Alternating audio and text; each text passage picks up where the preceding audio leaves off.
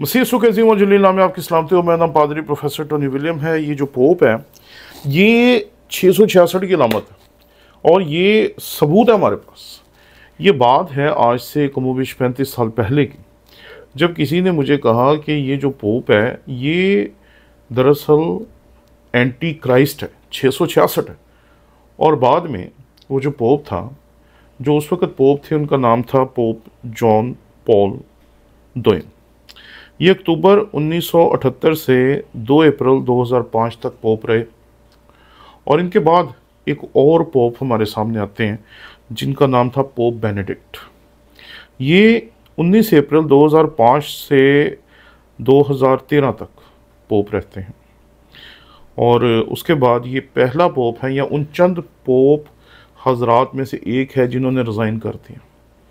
और उसके बाद जो पोप आए उनका नाम था पोप फ्रांसिस। पोप फ्रांसिस इंतहाई हलीम, इंतहाई सादा, लोगों के पाँव धोने वाले, बच्चों के साथ अच्छे मूड में नज़र आने वाले और बड़े हलीम इंसान थे। कई दफ़ा आपने उनकी सोशल मीडिया पे ऐसी एक्टिविटीज़ देखी हैं जैसी एक्टिविटीज़ हमारे आम लोग भी नहीं करते। उनकी एक वीडियो मुझे आज तक याद है कि उन्होंने कुछ गरीबों के पाँव धोए और बाद में उनके पाँव चूमे। मैं जब उस वीडियो को देख रहा था तो मैं हैरान था कि पोप किस लेवल तक चले गए। क्या कोई बंदा इतना हलीम हो सकता है? आज जब हम अपने चर्चेज़ को देखते हैं तो बहुत सारे ऐसे चर्चेज़ जिसमें पाँव धोने की रस्म थी, वो इस रस्म को छोड़ बैठे हैं। और उसकी वजह जो मैंने तलाश करने की कोशिश की, क्योंकि मुझे पता है कि वो चर्चेज़ कुछ अर्सा पहले तक पाँव धोते थे, तो उसकी वजह वही है जो मसीह यीशु के शागिर्दों की थी, अना। हम क्यों अपनी कलीसिया के लोगों के पाँव धोएं? और मैं जब पोप फ्रांसिस को देखता था तो मैं हैरान था। यही वो पोप थे जिनके बारे में कोरोना के बीच में ये बहुत बड़ी कॉन्स्पिरेसी की गई कि शायद ये पोप जो है ये एंटी क्राइस्ट हैं, ये दरअसल 666 की अलामत है, ये है, ये वो है। आपको पता है हमारे एक भाई ने इनके बारे में कहा कि शायद पोप के माथे पे जो सोने का पतरा होता है उसके ऊपर कुछ ऐसी बातें लिखी हैं जो 666 की तरफ इशारा करती। लेकिन हमने इस बारे में कोई बात नहीं की थी। मैं ये नहीं समझता कि हमें किसी ऐसी ही बात को लेकर जिसका हमारे पास कोई सबूत नहीं है, जिसके तारीखी शवाहिद नहीं है, जिसके ऊपर हमारे पास मुस्तनद तहकीक नहीं है, उसके ऊपर बात करनी चाहिए। तो हमने कभी भी इसके बारे में बात नहीं की कि पोप जो है वो 666 है या पोप 666 नहीं। लेकिन मैं आज आपके साथ जिस मौजू पे बात करना चाह रहा हूँ वो एक फ़र्क पर्सपेक्टिव है। और मैं चाहता हूँ इसके बारे में आप सब लोग सोचें कि पोप 666 है कौन सा? ये मेरा सवाल है आज आपसे।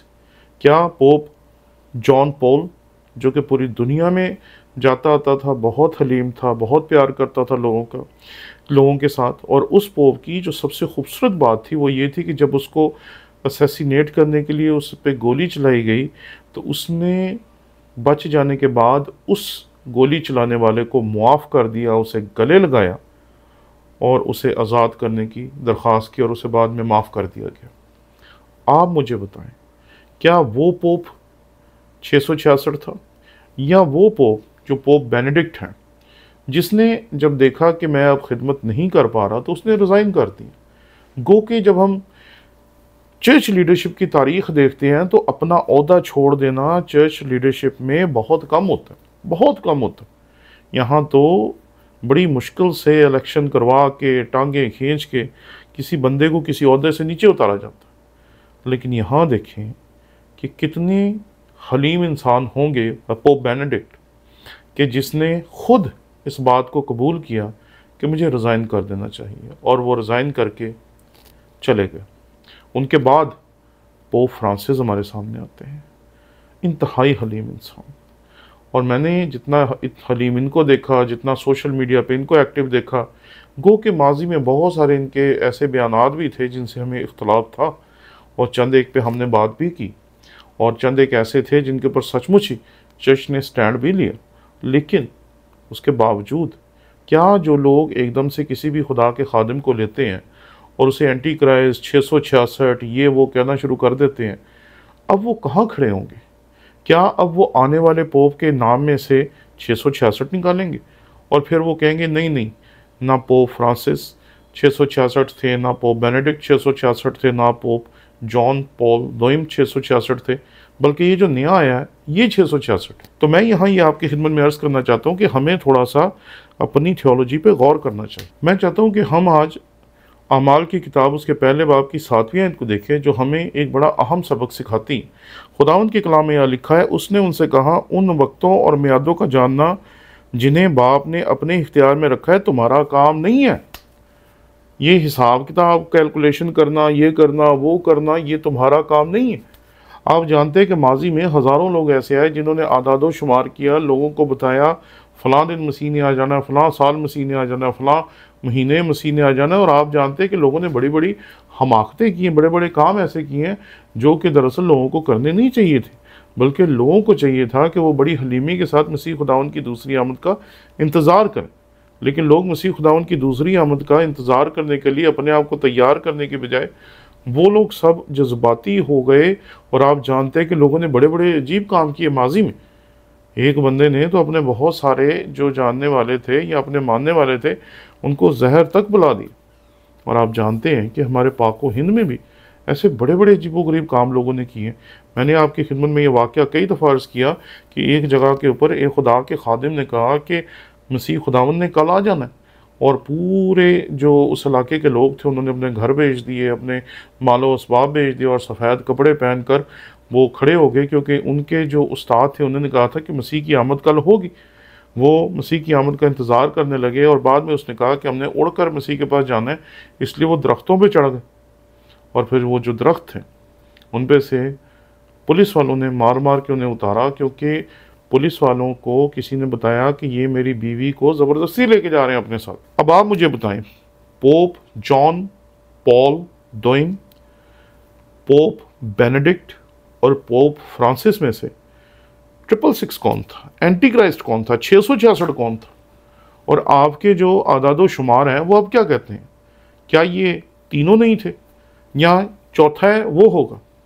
क्योंकि ये सिलसिला हज़ारों सालों से जारी है। गुज़िश्ता 2000 साल से लोग आपकी तरह अदादो शुमार लगा रहे हैं, लोगों को तैयार कर रहे हैं, लोगों को ये बता रहे हैं कि मसीह की आमद जल्द होने वाली है, और लोग अपने आप को तैयार करके बैठ जाते हैं और बाद में पता चलता है नबूवत गलत साबित हो गई, फिर आदादो शुमार गलत साबित हो गया।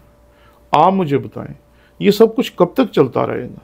कब तक हम इसी तरीके से कभी पोप को, किसी इंसिडेंट को, कभी किसी को, कभी किसी को, इसी तरीके से दुनिया से मिला मिलाकर यही कहते रहेंगे कि जो दुनिया है अब इस पोप के आने पे ख़त्म हो जाएगी। अब पोप फ्रांसिस जो हैं, आप जानते हैं कि आज वो मसीह में सो गए हैं, और आज जब वो मसीह में सो गए हैं तो यकीनन उनके बाद कोई और पोप होगा जो इस गद्दी पे बैठेगा और कैथोलिक चर्च के या रोमन कैथोलिक चर्च के सारे निज़ाम को संभालेगा। तो तब हम किसको कहेंगे कि वो 666? बल्कि मैं तो नहीं किसी को कहता, मैं आपसे पूछता हूँ कि अब आप अपनी किताबों में, जहाँ पहले पोप जॉन पॉल दोइम लिखा था, बाद में पोप बेनेडिक्ट लिखा था, बाद में पोप फ्रांसिस लिखा होगा, आज के बाद या आज के दिन में जब अभी तक पोप डिसाइड नहीं है कि कौन होगा, तो आप किसको पोप लिखेंगे? क्योंकि आज तो वेटिकन जो है वो पोप फ्रांसिस के जनाजे की और कफन दफन के तमाम मामलात को देख रहा। तो आप मुझे बताएं कि आज के दिन में 666 आप किसको कहेंगे? इसलिए मैं दस्त बदस्त उन तमाम लोगों से दरख्वास्त करता हूँ जो चर्च को अपने ही हिसाबों किताबों से, अपने ही जावियों से, अपनी ही रोयात से, अपने ही तरीक़ों से अजीबोगरीब बातें सिखा रहे हैं। खुदा ना ऐसा ना करें, क्योंकि हमारे लोग जो हैं वो बहुत सादा है, आप जितना वो कलाम को नहीं जानते, और लोग जो हैं इसी सादगी में आपके पीछे चल पड़ते हैं। और आप जानते हैं कि हमारा जो पाको हिंद है ये बिदतियों के लिए बड़ी ज़रखेज़ जगह, यहाँ कोई भी बिदती आ जाए लोग उसे कबूल कर लेते हैं, क्योंकि हम लोग गरीब लोग हैं। हमारे लोगों को आप बड़ी जल्दी गुमराह कर सकते हैं।